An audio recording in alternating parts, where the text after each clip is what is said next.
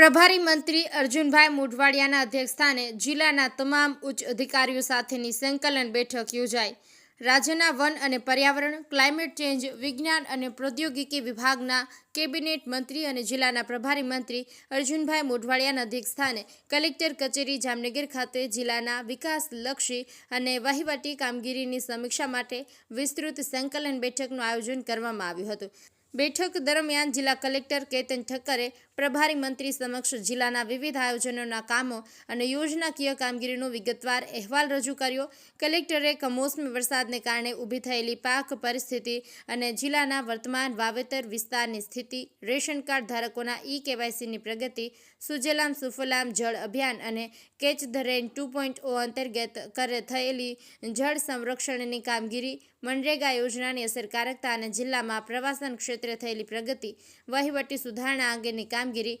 અનધિકૃત દબાણો દૂર કરવાની ઝુંબેશ, ઓપરેશન સિંદૂર અને ઓપરેશન અભ્યાસ દરમિયાન જિલ્લા વહીવટીતંત્રએ કરેલી સરાહનીય કામગીરી તેમજ મતદાર યાદી ખાસ સઘન સુધારણા કાર્યક્રમ અંગે જાણકારી આપી હતી। આ સંકલન બેઠકમાં સાંસદ પૂનમબેન માડમ, મેયર વિનોદભાઈ ખીમસુરિયા, જિલ્લા પંચાયત પ્રમુખ મઈબેન ગરસર, ધારાસભ્ય Raghavjibhai Patel, Meghjibhai Chavda, Divyeshbhai Akbari, municipal commissioner DN Modi, જિલ્લા વિકાસ અધિકારી અંકિત પન્નુ, આગેવાન ડોક્ટર વિનુભાઈ ભંડેરી, બીનાબેન કોઠારી સહિત સંકલન સમિતિના સૌ અધિકારીઓ ઉપસ્થિત રહ્યા હતા।